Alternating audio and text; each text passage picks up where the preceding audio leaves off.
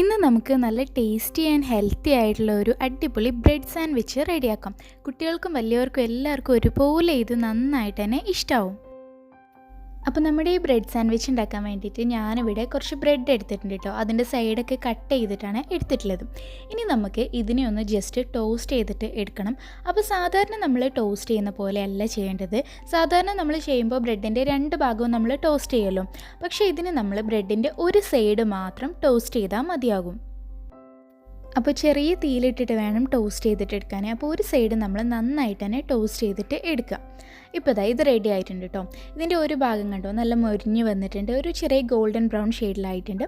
ഈ സൈഡിൽ നമ്മൾ ടോസ്റ്റ് ചെയ്യേണ്ട, കാരണം ഇവിടെയാണ് നമ്മൾ ഫില്ലിങ് വെക്കുന്നത്. അപ്പോൾ ആ ഫില്ലിങ്ങൊക്കെ ഇതിലേക്കൊന്ന് ഇറങ്ങാൻ വേണ്ടിയിട്ടാണ് അവിടെ നമ്മൾ ടോസ്റ്റ് ചെയ്യാത്തത് കേട്ടോ.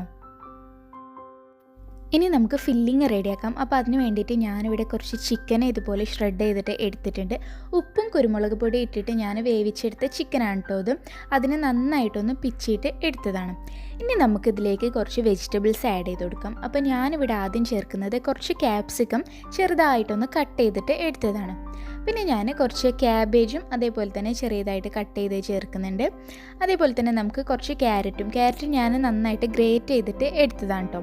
അതും കൂടെ ചേർത്ത് കൊടുക്കാം. ഇനി നമുക്ക് ഇഷ്ടമുണ്ടൊക്കെ ചേർക്കട്ടെ, വേണമെങ്കിൽ സവാള ചേർക്കാം, അതേപോലെ കക്കരിയൊക്കെ ചേർക്കാം.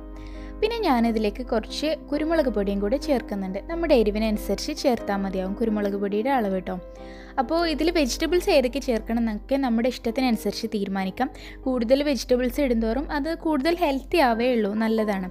അപ്പോൾ ഞാനിപ്പോൾ എൻ്റെ കയ്യിലുള്ളത് ജസ്റ്റ് ചേർത്ത് കൊടുത്തേ ഉള്ളൂ.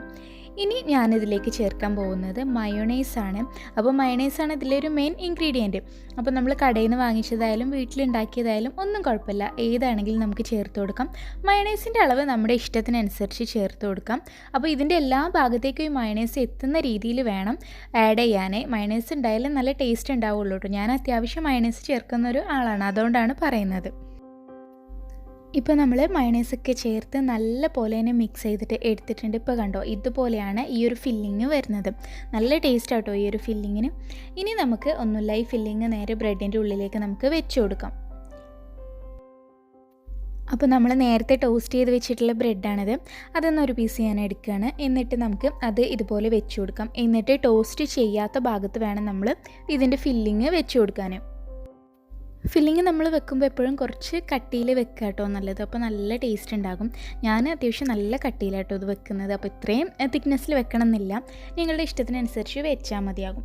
എന്നിട്ട് നമ്മൾ അടുത്ത പീസ് ബ്രെഡ് അതിൻ്റെ മുകളിൽ വെച്ച് കൊടുക്കാം. ഇനി നമുക്ക് ഇതിനെ ഒന്ന് കട്ട് ചെയ്തിട്ട് എടുക്കണം. അപ്പോൾ കട്ട് ചെയ്യുമ്പോൾ പതുക്കെ വേണം കട്ട് ചെയ്യാൻ. വല്ലാണ്ട് നമ്മൾ പ്രസ് ചെയ്തിട്ട് കട്ട് ചെയ്ത് കഴിഞ്ഞാൽ ഈ ഫില്ലിങ്ങൊക്കെ അതിൻ്റെ ഉള്ളിൽ നിന്ന് പുറത്ത് പോരും. അപ്പോൾ അത് ശ്രദ്ധിക്കണം കേട്ടോ. അങ്ങനെ നമ്മൾ നമ്മുടെ ബ്രെഡ് സാൻഡ്വിച്ചിനെ കട്ട് ചെയ്ത് എടുത്തിട്ടുണ്ട്. ഇതുപോലെ ഉണ്ടാവും, നല്ല അടിപൊളി ടേസ്റ്റാണ്. എല്ലാവരും എന്തായാലും ഒന്ന് ട്രൈ ചെയ്ത് നോക്കുക, എല്ലാവർക്കും ഇഷ്ടമാകും. കുട്ടികൾക്ക് പ്രത്യേകിച്ച് നല്ല ഇഷ്ടമാകും. അപ്പോൾ ഇത്രയുള്ള ഒരു സിമ്പിൾ റെസിപ്പി ആയിരുന്നു. ഇൻഷാ അല്ലാഹ് മറ്റൊരു നല്ല റെസിപ്പിയുമായിട്ട് നമുക്ക് നാളെ കാണാം.